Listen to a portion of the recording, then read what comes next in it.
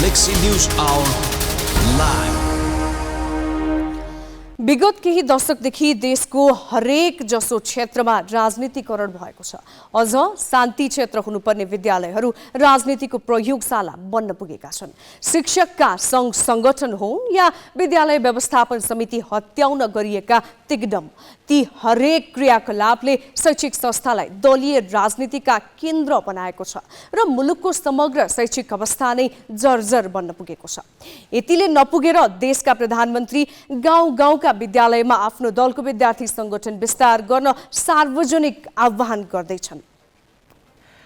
राजनीतिक उद्देश्यले कलिला बालबालिका प्रयोग गर्न कानुनले वर्जित गरेको छ। देशले अन्तर्राष्ट्रिय मञ्चमा सन्धि सम्झौता मार्फत पनि बालबालिकालाई त्यसरी प्रयोग हुन नदिने प्रतिबद्धता जनाएको छ। विद्यालयलाई शान्ति क्षेत्र बनाउने घोषणामा स्वयं प्रधानमन्त्रीको पार्टीले सहमति जनाएको छ। यी सारा पक्ष थाहा नपाए जस्तो गरी प्रधानमन्त्री शेरबहादुर देउवाले आफ्ना कार्यकर्तालाई गाउँ गाउँका विद्यालयमा सङ्गठन बनाउन निर्देशन दिएका छन्। यसै पनि शैक्षिक गुणस्तर दयनीय रहेका सामुदायिक विद्यालयलाई राजनीति निरपेक्ष राखी स्वस्थ शैक्षिक वातावरण बनाउन प्रधानमन्त्रीले भूमिका खेल्नुपर्ने हो। उल्टै कलिलो मस्तिष्कमा दलीय राजनीतिको बिउ रोप्न प्रोत्साहन गर्ने प्रधानमन्त्रीको सोच आफैमा गैर जिम्मेवारपूर्ण छ।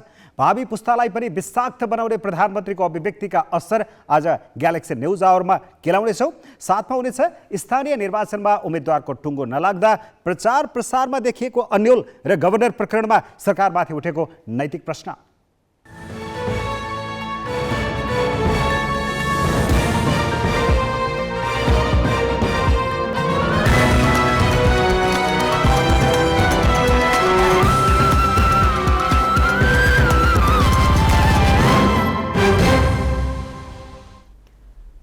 नमस्कार, यो हो ग्यालेक्सी न्युज आवर।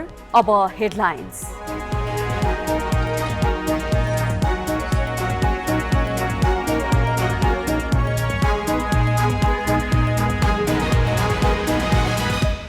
गठबन्धनभित्र 11 उपमहानगरमा पनि मिल्यो भागवण्डा। 7 वटाको प्रमुखमा काङ्ग्रेसले उम्मेदवारी दिने, माओवादीलाई 2 र अरूलाई 1-1।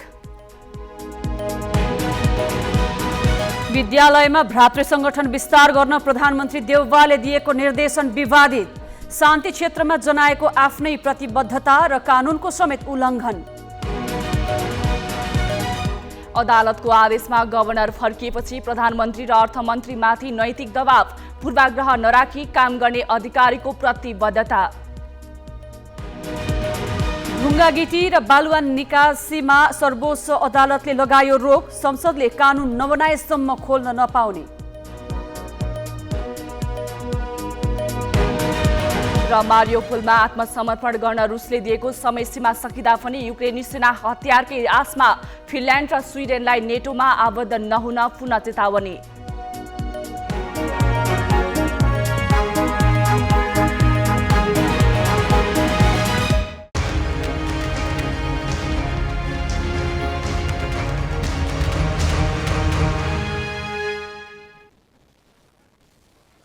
सत्ता गठबन्धनले 6 महानगर र 11 उपमहानगरपालिकाको भागवण्डा गर्दा सबैभन्दा बढी तहको प्रमुख पद नेपाली काङ्ग्रेसले पाएको छ। महानगरको भागवण्डा हिजै सकिए पनि आज उपमहानगरको पनि सकेर गठबन्धनका सबै घटकले हस्ताक्षर सहित सहमति पत्र सार्वजनिक गरेका छन्।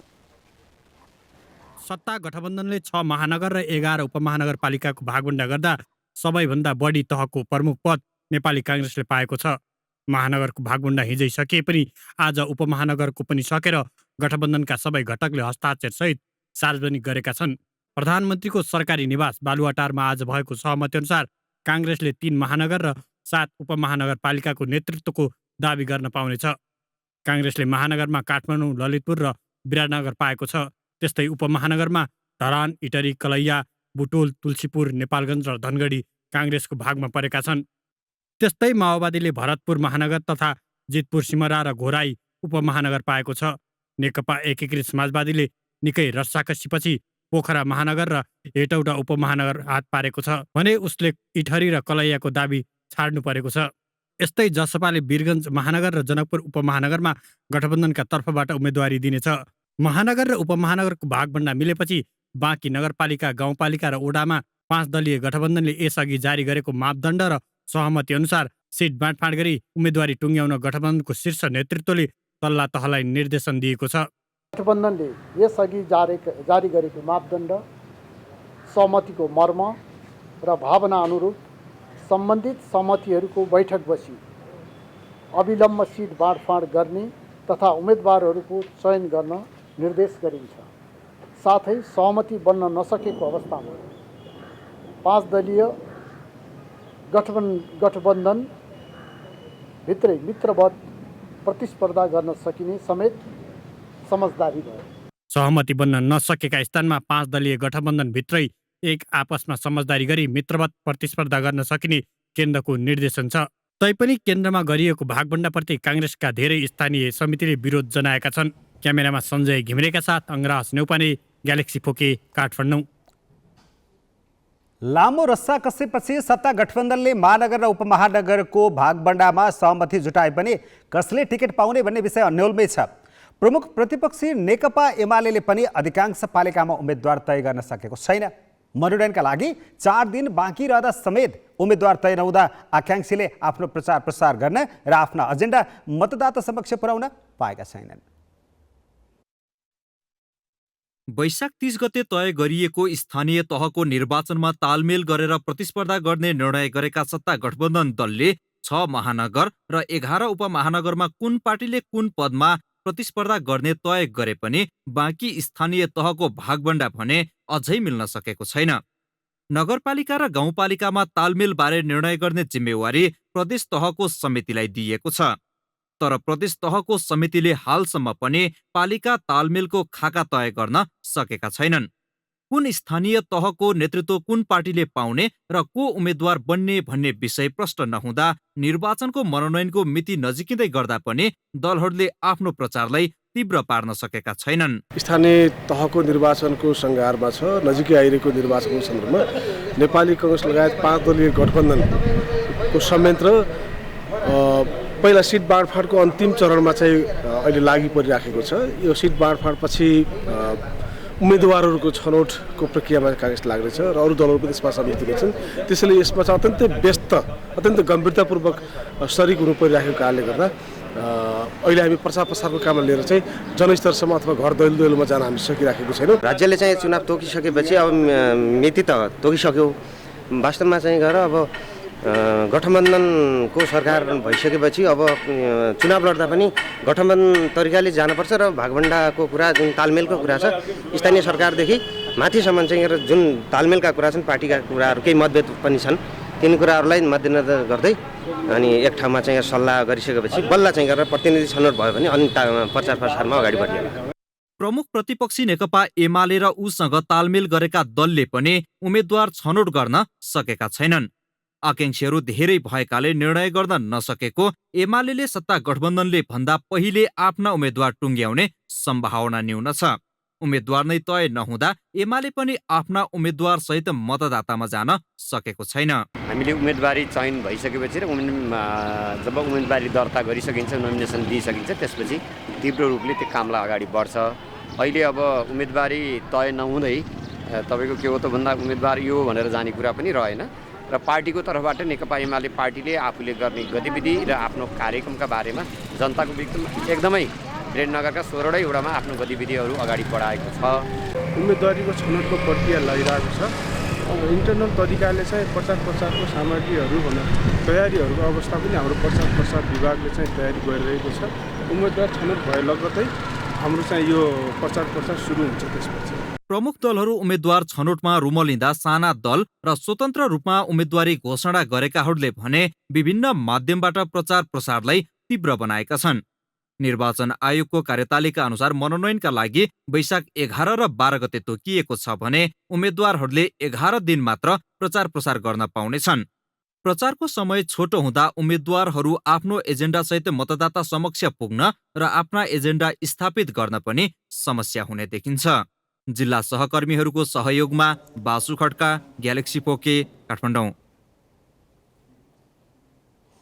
सत्ता गठबन्धनले महानगर र उपमहानगरपालिकाको सिट बाँडफाँड टुङ्गो लगाउँदा भरतपुर महानगर कसलाई दिने भन्ने विषय निकै पेचिलो पनि बन्यो।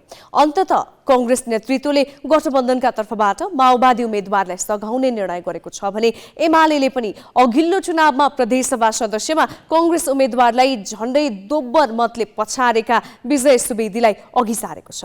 यसले काठमाडौँ र पोखरापछि तेस्रो बढी मतदाता रहेको भरतपुरको चुनाव झन्डै रोचक हुने देखिएको छ। माओवादीले भरतपुरलाई आफ्नो प्रतिष्ठाको विषय बनाएको छ, कारण पार्टी अध्यक्ष पुष्पकमल दाहालको निर्वाचन क्षेत्र पनि हो यो। देशभर संगठन निर्माणमा सागुरिँदै गएको माओवादी भरतपुरमा जसरी पनि आफ्नो वर्चस्व कायम राख्न चाहन्छ। कांग्रेसको स्थानीय पंक्ति कतिपटक माओवादीलाई काँध बोक्ने भन्ने दुविधामा भए पनि केन्द्रीय नेतृत्वले माओवादीकै जिम्मा लगाइसकेको छ। 5 दलीय गठबन्धनका तर्फबाट साझा उम्मेद्वार रेणु दाहाल बन्ने पक्का पक्की छ, जो माओवादी अध्यक्ष दाहालकै पुत्री हुन्। यसअघि रेणु दाहाललाई एमालेका देवी गेवाली ठूलो चुनौती बनेका थिए। एकैछिन 2074 को मत विवेचना गरौं। 2074 को स्थानीय तह निर्वाचनमा माओवादी उम्मेद्वार रेणु दाहाललाई कांग्रेसले सहयोग गरेको थियो। अन्यत्र तालमेलको खासै प्रभाव नपरे पनि चितवनमा भने कडा टक्कर परेको थियो। 19 र 20 नम्बर वडाको मत गन्न बाँकी रहँदा माओवादी कार्यकर्ताले मतपत्र नै च्याति दिएका थिए। त्यसपछि वडा नम्बर 19 मा पुनः मतदान गराइएको थियो र दाहाल झिनो मतले जितेकी थिइन्। दाहालको पक्षमा 43,127 मत परेको थियो भने एमालेका देवी गेवाली 42,924 मत ल्याएर पछि परेका थिए। तेस्रो बनेका राप्रपाका बद्री तिमिल सिन्हाले 6,842 मत ल्याएका थिए। प्रतिस्पर्धामा रहेका अरू 11 उम्मेद्वार भने 3 अङ्कमा सीमित भए। 2074 को निर्वाचनमा एमाले 14 वटा वडा जित्दा कांग्रेसले 12 वटामा नेतृत्व पाएको थियो। माओवादीले जम्मा 3 वटा वडा जितेको थियो। एमाले विभाजन भएपछि 7, 9, 10, 12 र 22 का वडाध्यक्ष एकीकृत समाजवादीतर्फ लागेका छन्। 16 नम्बर वडाका अध्यक्षको मृत्यु भएपछि भएको उपचुनावमा कांग्रेस विजयी भएको छ। एमाले यसपालि भरतपुरमा जसरी पनि सत्ता उल्ट्याउने र अघिल्लो पटकको रेस फेर्ने दाउमा छ। त्यसैका लागि उसले भरतपुरमा विजय सुवेदीलाई सर्वसम्मत सिफारिस गरेको छ। सुवेदी गएको प्रदेशसभा निर्वाचनमा चितवन क्षेत्र नम्बर 2 खबाट 21,572 मतसहित विजयी भएका थिए, जबकि उनका प्रतिस्पर्धी कांग्रेसका प्रकाश अधिकारीले 12,670 मत ल्याएका थिए। प्रतिद्वन्दी भन्दा 8,902 मत बढी ल्याएर प्रदेशसभामा निर्वाचित भएकैले एमालेको रोजाइमा उनी परेका हुन्। यसपटक राप्रपाले उम्मेद्वार तय गरिसकेको छैन भने यसअघि राप्रपाबाट उम्मेद्वार बनेका तिमिल सिन्हा माओवादी प्रवेश गरिसकेका छन्। काठमाडौँ महानगरमा जस्तो स्वतन्त्र उम्मेद्वारीको चर्चा अहिलेसम्म भएको छैन। केन्द्रको निर्णयबाट असन्तुष्ट कांग्रेस पंक्तिले विद्रोही उठाउने चर्चा गरिरहे पनि प्रष्ट भइसकेको छैन। जे होस्, भरतपुर महानगरमा मुख्यतः गठबन्धन र एमाले बीच प्रतिस्पर्धा हुने देखिएको छ। त्यसो त भरतपुर महानगरमा राप्रपा नेता विक्रम पाण्डेको पनि प्रभाव छ। त्यहाँ एमाले र राप्रपा बीच तालमेल भयो भने टक्कर अझ कडा र रोचक हुनेछ। उम्मेद्वारको व्यक्तित्व र पृष्ठभूमि मात्र होइन, उसले अघि सार्ने मुद्दा पनि मतदाता प्रभावित पार्ने मुख्य पक्ष हुन्। तर दलहरू अहिलेसम्म गणितीय तालमेल र लेनदेनमै व्यस्त हुँदा मतदाताले उम्मेद्वार चिन्ह र कसका मुद्दा के हुन् भनेर पहिल्याउन पाएका छैनन्। यसले जित्नुपर्नेले हार्ने र हार्नुपर्नेले जित्ने जोखिम बढाएको छ। अब केही न्यूज संक्षेपमा। ढुङ्गा गिटी निकासीमा तत्काल रोक लगाउन सर्वोच्च अदालतले सरकारका नाममा परमादेश जारी गरेको छ। अधिवक्ता शैलेन्द्र प्रसाद अम्बटेकर सहितको रिट निवेदनमाथि आज सुनवाई गर्दै संवैधानिक इजलासले कानुन नबनेसम्म प्राकृतिक स्रोतको दोहन गरी निकासी गर्ने कार्य नगर्न सरकारका नाममा परमादेश जारी गरेको हो। परमादेशमा विधायिकाद्वारा निर्मित कानुनले व्यवस्था नगरेसम्म ढुङ्गा गिटी बालुवा निकासी गराउने कार्य नगर्न र नगराउन भनिएको छ। सर्वोच्चको आदेशसँगै कानुन नबनेसम्म प्राकृतिक स्रोत दोहन गरी ढुङ्गा गिटी बालुवा निकासी गर्न पाइने छैन। यस्तै सर्वोच्चले वातावरणीय संरक्षणको प्रभावकारी व्यवस्था मिलाउन पनि सरकारका नाममा परमादेश जारी गरेको छ। तत्कालीन अर्थमन्त्री विष्णु पौडेलले आर्थिक वर्ष 2078-79 को बजेट वक्तव्यमा गिटी बालुवा र ढुङ्गा निकासी गर्ने कार्यक्रम ल्याएका थिए। आफ्नो स्थानीय तहको ठेक्का पट्टामा संलग्न व्यक्ति उम्मेद्वार बन्न नपाउने भएका छन्। आफ्नो स्थानीय तह बाहेकका निकायको ठेक्कापट्टामा संलग्न व्यक्तिलाई भने उम्मेद्वार बन्न नरोक्न सर्वोच्च अदालतले आदेश दिएको छ। न्यायाधीश नहकुल सुवेदीको एकल इजलासले आफ्नो मतदाता नामावली भएको बाहेकका स्थानीय तहमा ठेक्का लिएको भए उम्मेदवारी रोक्न नमिल्ने आदेश गरेको हो। आफ्नो व्यवसायिक कारोबार भइरहेको स्थानीय तहमा निर्वाचित हुँदा निर्णय प्रक्रियामा स्वार्थबाजी नै सर्वोच्चको आदेशमा उल्लेख छ। स्थानीय तहको निर्वाचनमा मतदाता नामावली भएको स्थानीय तहमा मात्रै उम्मेदवारी दिन पाउने व्यवस्था छ। निर्वाचन आयोगले गत चैत 16 गते उम्मेदवारी दिनु अघि कुनै पनि स्थानीय तहको ठेकापट्टा वा चल अचल सम्पत्ति सम्बन्धी व्यवहारमा संलग्न नरहेको स्वघोषणा गर्नुपर्ने निर्णय गरेको थियो। मध्य प्रदेशमा स्थानीय निर्वाचनमा तालमेल गर्ने विषयमा बसेको सत्ता गठबन्धनको बैठक निष्कर्षविहीन भएको छ। आइतबारदेखि नै गठबन्धन दलहरू छलफलमा जुटे पनि सहमति जुटेन। गठबन्धन दलहरू निर्वाचनमा स्वस्थ र मित्रवत प्रतिस्पर्धा गर्न तयार भएका छन्। 5 दलबीच सहमति हुन नसकेपछि कांग्रेस बाहेक जसपा, माओवादी र एकीकृत समाजवादी आन्तरिक छलफलमा जुटेका छन्। निर्वाचनमा एक भएर जान सक्ने अवस्था नआएपछि गठबन्धन बाहिरका दल प्रतिस्पर्धामा रहेको ठाउँमा सत्ता गठबन्धन दल अधिकतम लचिलो हुने, गठबन्धन भित्रकै दलबीच आपसी तालमेल गरी प्रतिस्पर्धा गर्ने, गठबन्धन नभएको पालिकामा स्वस्थ र मित्रवत प्रतिस्पर्धा गर्ने र सत्ता गठबन्धन दल बाहिरका दलसँग तालमेल गर्न नपाइने सहमति गरेका छन्। राष्ट्रिय प्रजातन्त्र पार्टीले स्थानीय तह निर्वाचनको लागि निर्वाचन प्रतिबद्धता सार्वजनिक गरेको छ। पार्टी कार्यालय धुमाराहीमा आयोजित कार्यक्रममा राप्रपा अध्यक्ष राजेन्द्र लिङदेनले आसन्न स्थानीय तह निर्वाचनको लागि पार्टीको प्रतिबद्धता पत्र सार्वजनिक गरेका हुन्।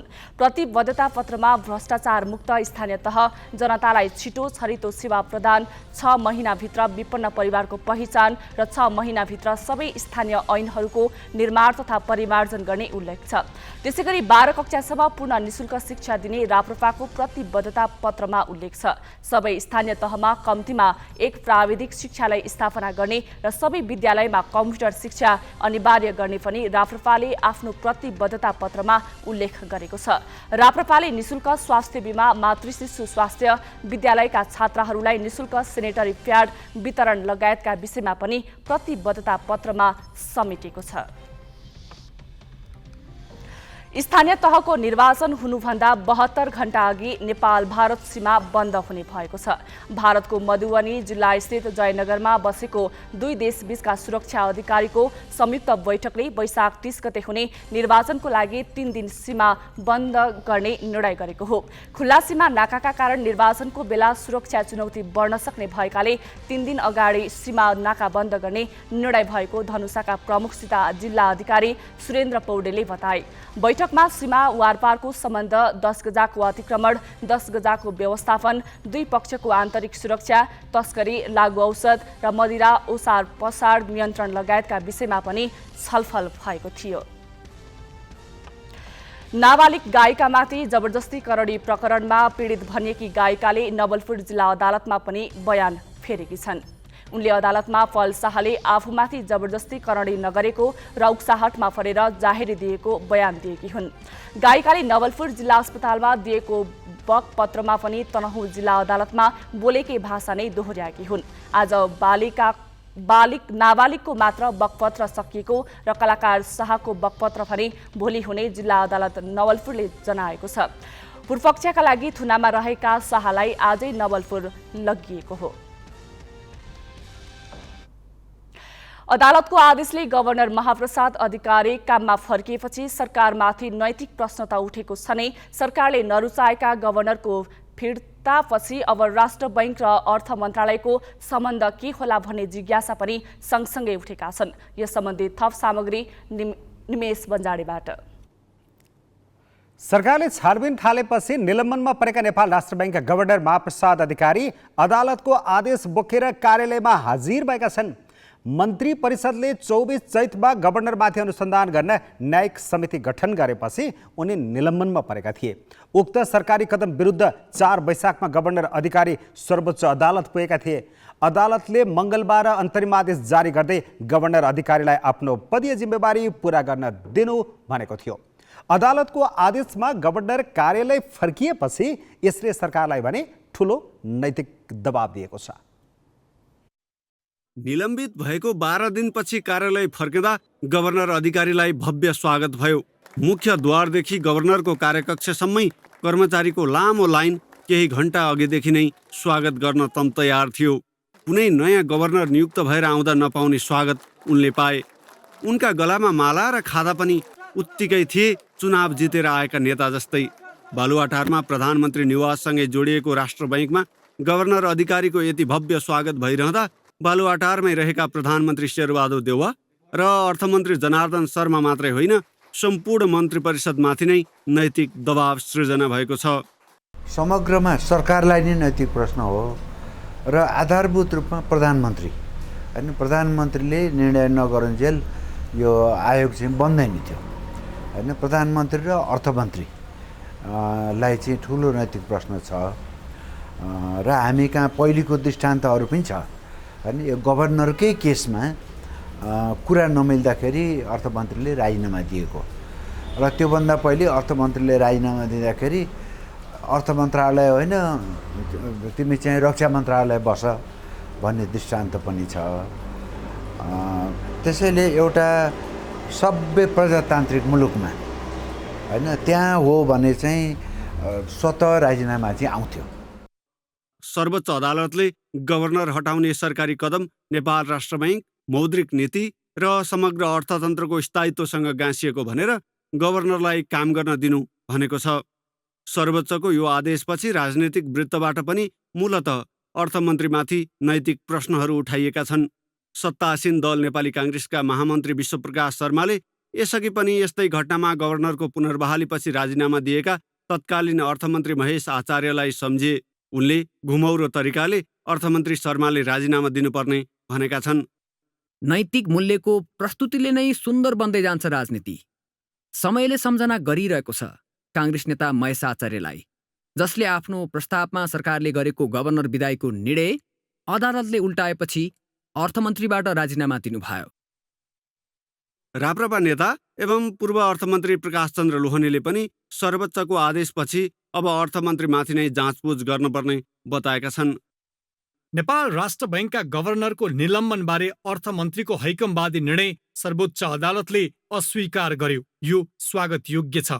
अवैध रूपमा आएको रकम खुलाउने अर्थमन्त्रीको निर्णयबारे जाँचबुझ कमिसन गठन हुनुपर्छ। यस्तो रकम योभन्दा पहिले पनि कति आएको थियो भन्ने तथ्यबारे अनुसन्धान हुनुपर्दछ।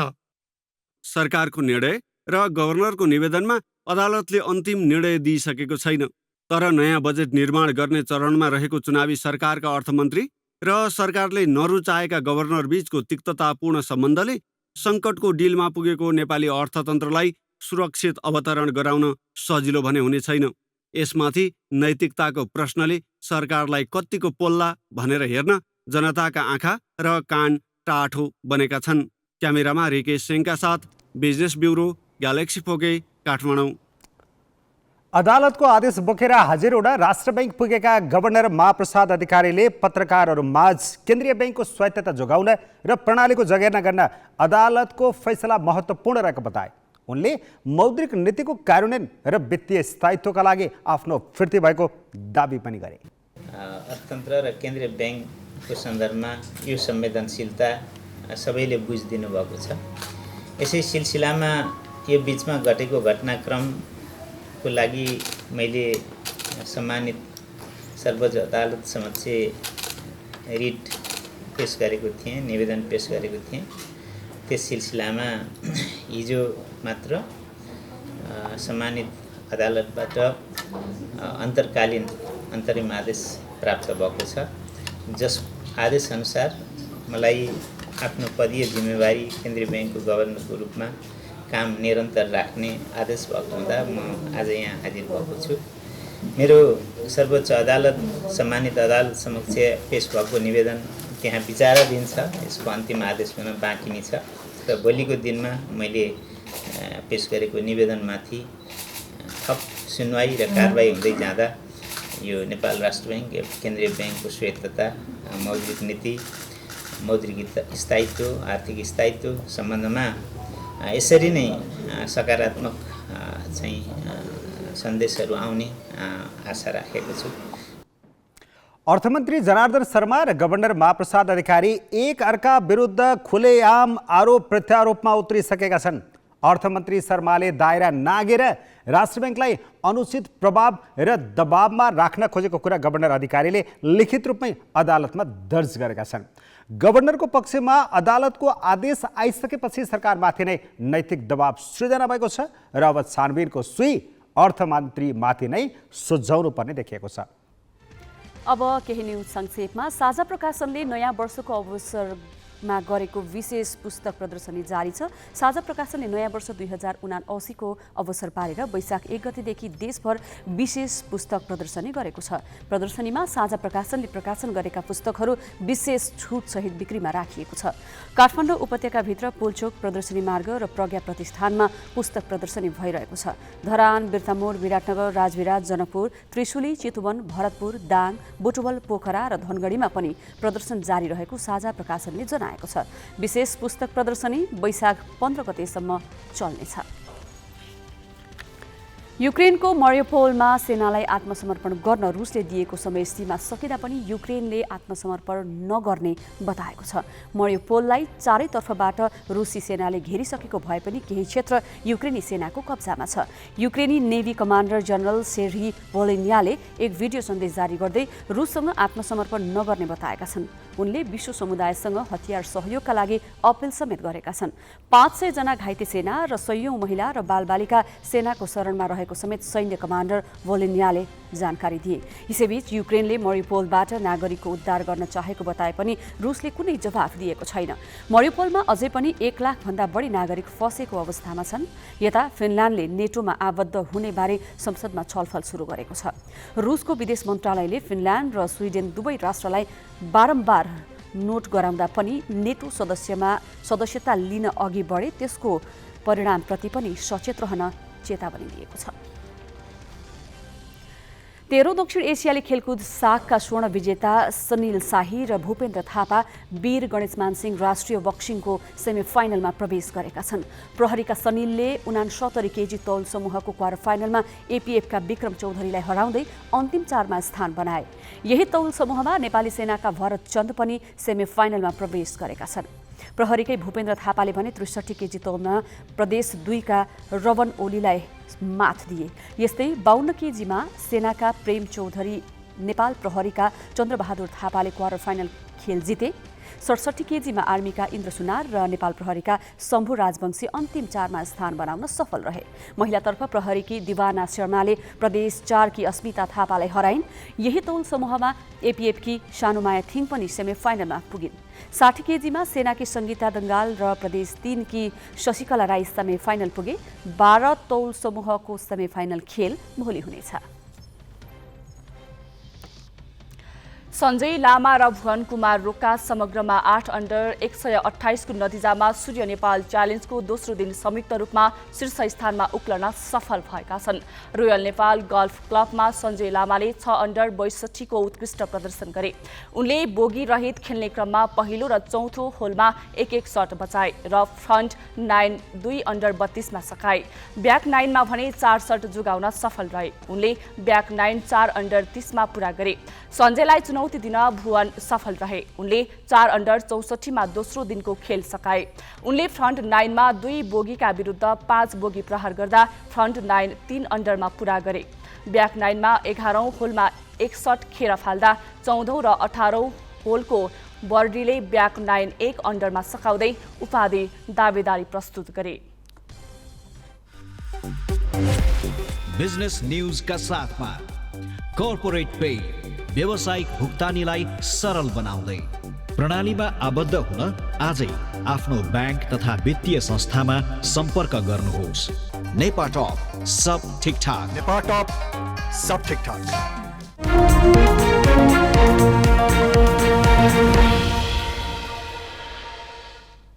बहुक्षेत्रीय प्राविधिक तथा आर्थिक सहयोगका लागि बंगाल खाडीको प्रयास बिमस्टेक ऊर्जा मन्त्रीहरूको तेस्रो बैठकले 12 बुँदे संयुक्त वक्तव्य जारी गरेको छ।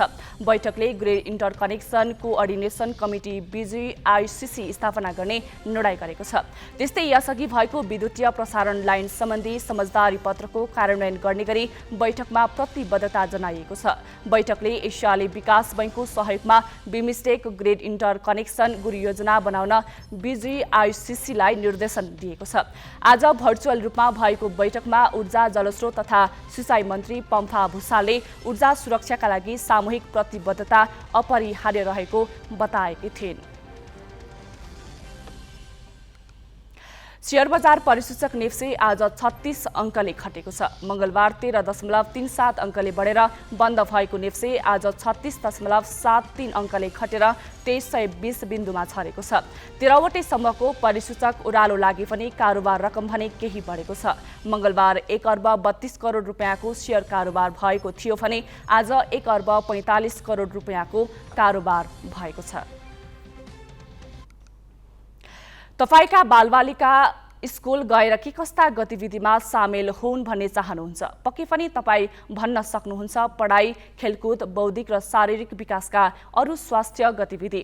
तर हाम्रा नेताहरू भने स्कुलमा आफ्ना दलका भातृ संगठन विस्तार गरी तपाईँ हाम्रा बालबालिकालाई प्रतिबद्ध कार्यकर्ता बनाउन निर्देशन दिइरहेका छन्। यो प्रसङ्ग सोनिका अर्यालबाट। देशमा 1 दशक चलेको माओवादी सशस्त्र द्वन्द्वका क्रममा कैयौं बालबालिकाको ज्यान गयो, कैयौंको अङ्गभङ्ग भयो।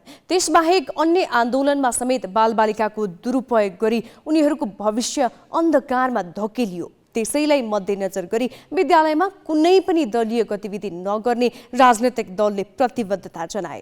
त्यसैलाई समर्थन गर्ने कानुन नै बन्यो। विडम्बना त्यसको पालना गर्ने गराउने दायित्व रहेका देशका प्रधानमन्त्री नै विद्यालयमा आफ्नो दलका संगठन विस्तार गर्न कार्यकर्तालाई निर्देशन दिँदैछन्। अहिले पनि देश गाउँको देश हो। यो गाउँका स्कुलहरूमा यो सदरमुकाममा बनाएर के हुन्न, गाउँको स्कुलमै कमिटी बनाउनुहोस्, स्कुलको युनियन जित्नुहोस्। सारा स्कुलको युनियन हामी हारेका छौँ, कलेज युनियन हारेका छौँ। त्यस कारणले मेरो अहिले पनि के छ भनेदेखिलाई सम्पूर्ण देशभरिका कलेज स्कुलहरूमा हाम्रो चाहिँ सङ्गठन पार्टी बनाउनुहोस्। यो नेपाली काङ्ग्रेसका सभापति शेरबहादुर देउवाले नेभी सङ्घको एक भेलामा मंगलबार दिएको अभिव्यक्ति हो। उनी काङ्ग्रेस सभापति मात्र नभएर देशका प्रधानमन्त्री पनि हुन्, जसको हैसियतमा देशले बनाएको कानुन र अन्तर्राष्ट्रिय सन्धिको पालना गर्नु पनि उनको कर्तव्य हुन्छ। तर आफ्नो पार्टीको भ्रातृ संगठन नेभी सङ्घको 53औं स्थापना दिवसका अवसरमा आयोजित कार्यक्रममा उनी मात्र होइन, पार्टीका वरिष्ठ नेता रामचन्द्र पौडेल समेत विद्यार्थीलाई दलीय राजनीतिको बाटोमा सानैदेखि संलग्न बनाउनु पर्ने पक्षमा देखिए। नेपाल विद्यार्थी सङ्घले लाखौं करोडौं सदस्यता प्याड छापेर 8 कक्षाभन्दा माथिका सम्पूर्ण विद्यार्थीहरूलाई नेपाल विद्यार्थी सङ्घको सदस्य बनाएर प्रजातन्त्रका पहरेदार जन्माउनुपर्छ। यो कुरा म पहिले भन्न चाहन्छु। सरकारको नेतृत्वकर्ता पार्टीका नेतामा देखिएको यस सोचले उनीहरू देशले बनाएको कानुनको बेवास्ता र उल्लङ्घनमा उद्धत रहेको देखाउँछ।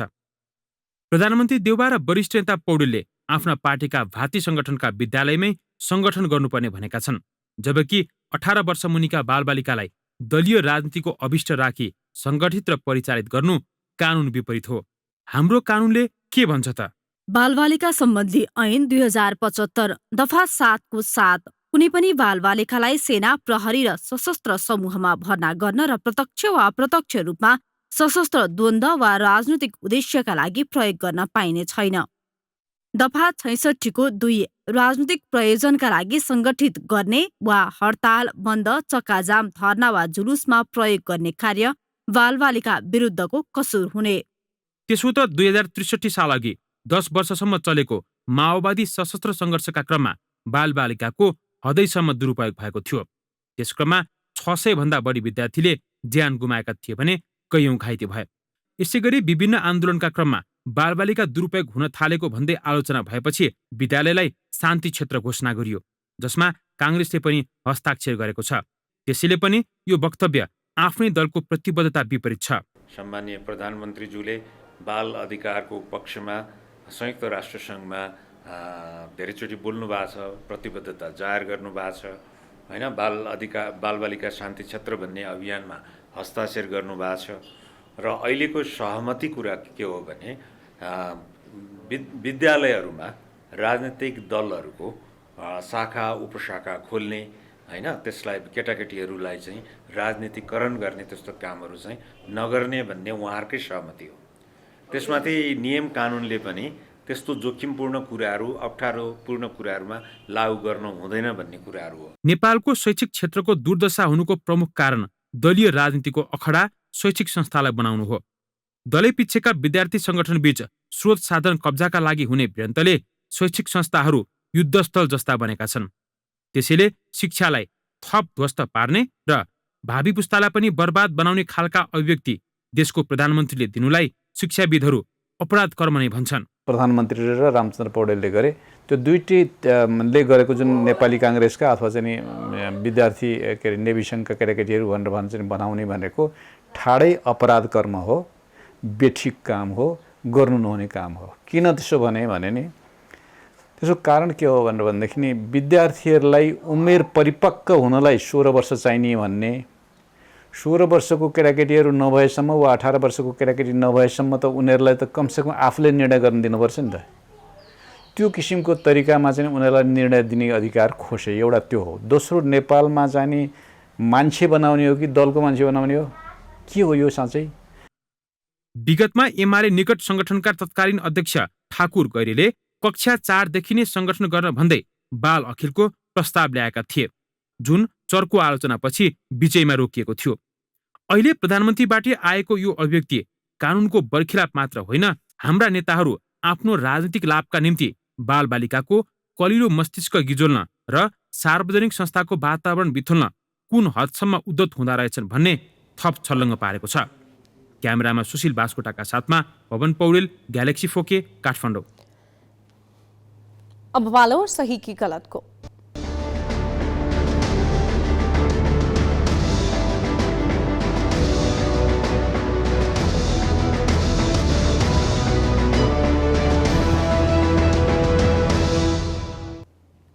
सही कि गलतमा हिजो हामीले सोधेको प्रश्न थियो, मदिरा सेवनका लागि पालिकाबाट अनुमति पत्र लिनुपर्ने नेकपा एकीकृत समाजवादीको चुनावी एजेन्डा कस्तो लाग्यो?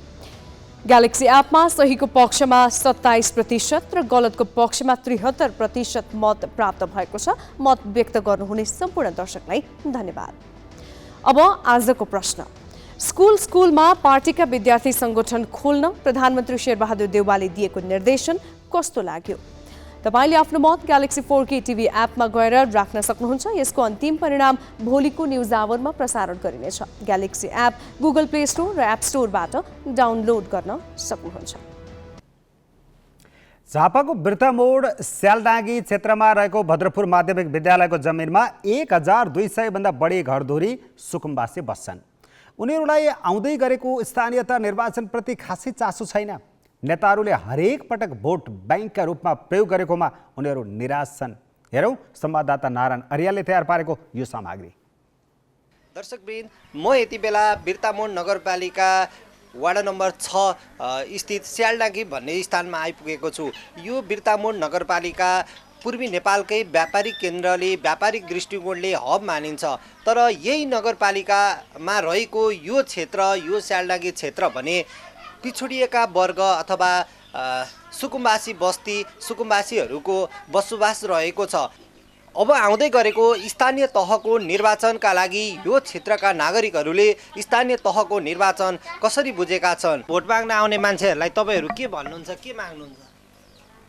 अब भोट माग्ने मान्छेलाई त अब आएको त छैन अहिले, तर आउँदाखेरि हामीलाई चाहिँ के हुनु पर्यो भने अब भन्नु पर्यो, अब यहाँ हामी बसोबास गरेछौँ, हामीलाई चाहिँ यहीँ हुनु पर्यो कि यहाँबाट उठाउँदाखेरि हामीलाई चाहिँ यसो बस्ने जग्गा चाहिँ दिनु पर्यो।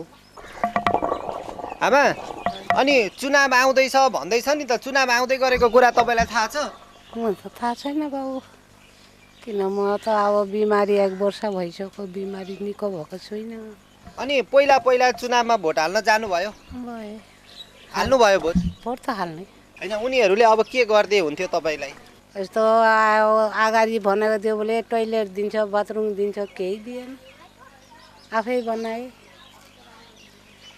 भरे भन्दा त केही न केही पहिला आउनेहरूले के भनेर गएका थिए पहिले के भनेको थिएँ हामीलाई जिताइदिनु हामीले के गरिदिन्छौँ भन्दै थिए पहिले अहिले चाहिँ आएको भनेको पनि छैन अहिले अनि पहिला आउनेहरूले भनेको कुराहरू पुरा गरे तपाईहरूलाई छैन कुरा चाहिँ खोइ के भनेका थिए के पुरा गरेनन् खोइ त्यसले भनेको थिए हामीहरू यो स्कुलको जग्गा हामीहरू यस्तो गरिदिन्छु त्यस्तो गरिदिन्छु भन्नु खोइ हामीले त अहिलेसम्म केही गरिदिएकै छैन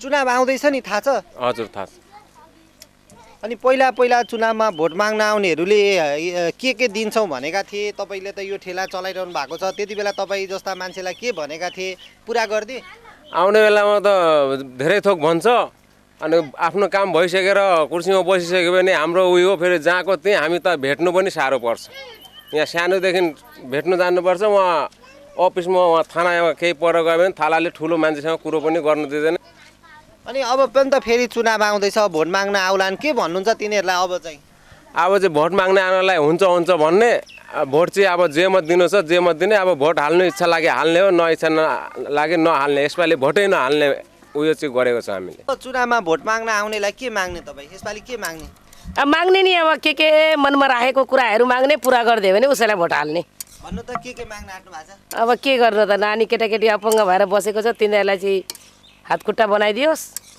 त्यति मात्रै माग्ने नि अब भोलि पर्सि के हो कसो हो अब जग्गाबाट के गर्ने हो थाहा छैन सबैले त्यस्तै भन्दैछ बा उठाउँछ कि गरिब हो भिट्टा छैन दिनभरि कमाउने राति कमाएर ल्याएर खाने अब त्यही त हो नि हामी गरिबको त एक सरकारी विद्यालयको जग्गामा बसेका यस क्षेत्रका नागरिकहरूको माग त्यति ठुलो छैन यहाँका नागरिकहरूले सामान्यतया विकासका पूर्वाधारहरू शुद्ध खानेपानी राम्रो बाटो अनि यहाँनिर उनीहरूलाई कहिले कति बेला उठाइदेला भन्ने पिर मात्रै छ त्यसैले यो क्षेत्रका नागरिकहरूका लागि अब भने यस क्षेत्रमा चुनावी अभियानमा आउने नेताहरूले नेतृत्वहरूले बुझ्न पर्ने अवस्था छ नारायण अर्याल ग्यालेक्सी 4K बिर्तामोड झापा कञ्चनपुरको बेलडाडी गाउँपालिका स्थित नेपाल भारत सीमा क्षेत्रमा भारतले बल मिच्याइ गरेको छ बेलडाडीका किसानले उखुबारीमा लगाएको तारबार भारतीय सीमा सुरक्षा बल एसएसबीले उखेलेर फ्यालिदिएको हो एसएसबीको मिचाहा प्रवृत्तिको सीमा क्षेत्रका बासिन्दाले डटेर विरोध गरेका छन् लामो समयदेखि सीमा नक्साका आधारमा बखेडा झिक्दै आएको भारतीय पक्षले गत वर्ष रातारात नेपालीको लालपूर्जा भएको जमिनमा 785 नम्बर पिल्लर गाडेपछि स्थानीय विरोधमा उत्रिएका थिए भारतीय पक्षले एकतर्फी रूपमा गाडेको पिल्लर स्थानीयले तोडफोड नै गरिदिएका थिए पटक पटक नेपाली भूमि अतिक्रमणको प्रयास गर्ने भारतीय पक्षको नियत नै खराब भएको स्थानीयको ठहर छ हामी सानो बाल्यकालदेखि नै हामीलाई थाहा छ यहाँ हामीहरू आउने त्यहाँ नुहाउने अथवा केही गर्ने कामहरू गरिरहेको थियौँ दाउरा घाँस काट्नलाई त्यति बेला यो पिलर जहाँ छ त्यहीँनिर थियो त्यो नेपाल नै हो र अहिले यो जो नयाँ आएको छ यिनीहरूले पिलर गाड्दाखेरि के भनेका छन् भने यो मेन पिलर होइन यो शाखा पिलर हो यसमा केही फरक पर्दैन र यहाँनिर केही खेतीपाती पनि गर्न मिल्छ भन्ने हिसाबले त्यहाँ चाहिँ गरे र अहिले के भएको छ भने खेती किन गरेको भनेर भन्दैछन् तर यो सरासर चाहिँ गलत छ यो यसमा चाहिँ हामीले घोर भर्सना गर्नुपर्छ र त्यति बेला स्थानीय के अरे जनप्रतिनिधिहरूले पनि थाहा पाएनन् अथवा यसको कुनै खबर नभएका कारण पनि यो अहिले समस्या आएको हो भारतीय एसएसबीले मङ्गलबार पनि सीमा स्तम्भभन्दा 200 मिटर नेपाली भूमिमा रहेको तारबार नै उखेलेर फालेपछि बेलडाडीका किसानले प्रतिवाद गरेका छन् पटक पटक नेपाली भूमि मिच्दा पनि नेपाल सरकार मौन बसेको प्रति पनि उनीहरूले आक्रोश पोखेका छन् भारतले चाहिँ हाम्रो यो हेस्नुपर्छ भन्ने दादागिरी देखाउने र यसै सिलसिलामा हामी यहाँदेखि अगाडि 28 नम्बर 17 नम्बर बिचमा पनि हामी प्रत्यक्ष चाहिँ सीमा टोलीसँगै हामी गएको अवस्था छ त्यहाँ हाम्रो 250-300 बिघाभन्दा माथि जमिन चाहिँ हाम्रो पिलरभन्दा उता जोतखोन गरिसकेको अवस्था र यहाँ चाहिँ हाम्रो बढी 2-4 गट्टा 1-2 गट्टा कहीँ यतातिर आएको अवस्था छ यसले चाहिँ यहाँ दादागिरी देखाउने हाम्रो 500-700 बिघा जमिन पनि 28 नम्बर पिलर र 27 पिलर बिचमा पर्दा नेपाल सरकारले पनि चासो नदेखेको र भारत सरकारको दादागिरी चाहिँ पटक पटक यहाँ आएर किसानलाई दबाई राख्ने दादागिरी देखाउने काम भइरहेको छ भारतको हेपा प्रवृत्तिप्रति नेपाल सरकारको मौनता देखेर स्थानीय जनप्रतिनिधि पनि हैरान छन् पटक पटक जानकारी गराउँदा पनि सरकारले सीमा विवाद समाधानमा चासो नदेखाउनु आश्चर्यको विषय भएको बेलडाँडी गाउँपालिका वडा नम्बर 3 का अध्यक्ष दुर्गा प्रसाद चौधरी बताउँछन्। वडा अध्यक्ष हैसियत भन्दा पनि मेरो आफ्नो व्यक्तिगत पनि मेरो जमिन गइरहेछ, म एकदम पीडित छु। यसरी चाहिँ आज त्यो पिलरमा हुनु भने भोलि पनि अर्को पिलरमा नहुने भन्ने छैन, हुनसक्छ। अनि त्यसकारण यो सिडिओ साहब माथिल्लो निकायबाट अब केन्द्र लेभलबाट आएर छिटो यसको समाधान गरिदियो भने हामी पौलीलाई दुःख हुँदैन। भारतीय पक्षले कुनै न कुनै बहानामा कञ्चनपुरको ब्रह्मदेवदेखि पुनर्वासको प्यारातालसम्मको झण्डै 1100 हेक्टर क्षेत्रफल जमिनमा पटक पटक बखेडा झिकिरहेको छ, जसका कारण सीमा क्षेत्रका नेपालीले सधैँ तनाव खेप्नुपर्छ।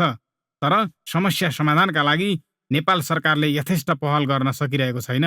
अब निज व्यक्तिहरूले यसको लालपूर्जा हामीसित छ भन्नुभएको छ। अब यो विषयमा हामीले हेर्ने होइन, जोइन्ट सर्वे टोलीले हेरेर निर्क्युल गरेर नेपाल सरकारले निर्णय गरेको अवस्थामा मात्रै हामीले त्यो क्षेत्रलाई हेर्ने हुन्छ। अब अहिले विवादित क्षेत्र अथवा नेपाल सरकारले टुङ्गाइ नसकेको क्षेत्रमा थप पूर्वाधार अरू केही नगर्ने गरी सामान्य उहाँले नियमित गरेको खेतीलाई चाहिँ अप्ठ्यारो नहुने गरी यथास्थितिमा रहने गरी चाहिँ हामीले हेर्ने गर्छौँ। नेपाल सरकारले लालपूर्जा भएको जमिनमा गरिखाने वातावरण नबनाइदिए सरकार विरुद्ध नै आन्दोलन गर्ने सम्मको स्थितिमा उनीहरू पुगेका छन्।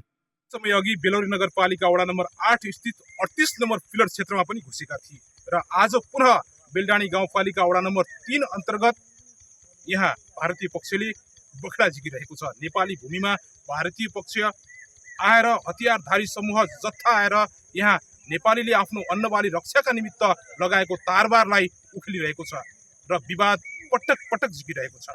यस विषयमा नेपाल सरकार मुख दर्शक भइरहेको छ।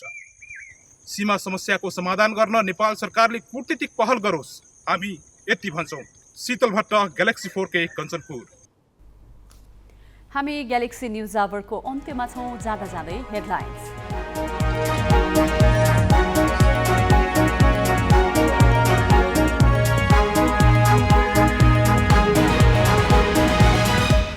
गठबन्धनभित्र 11 उपमहानगरमा पनि मिल्यो भागभण्डा।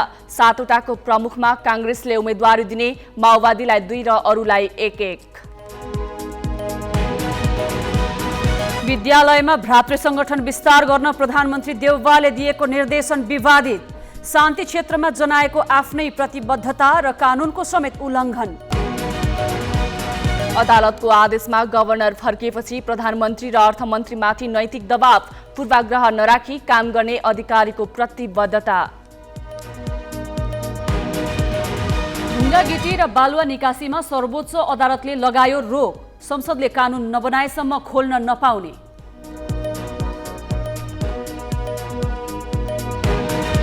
र मारियोपोलमा आत्मसमर्पण गर्न रुसले दिएको समयसीमा सकिँदा पनि युक्रेनी सेना हतियारकै आशमा, फिनल्यान्ड र स्विडेनलाई नेटोमा आबद्ध नहुन पुनः चेतावनी।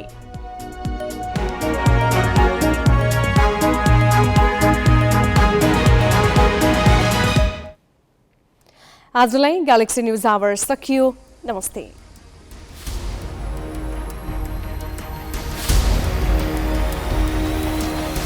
This is Galaxy News Hour Live.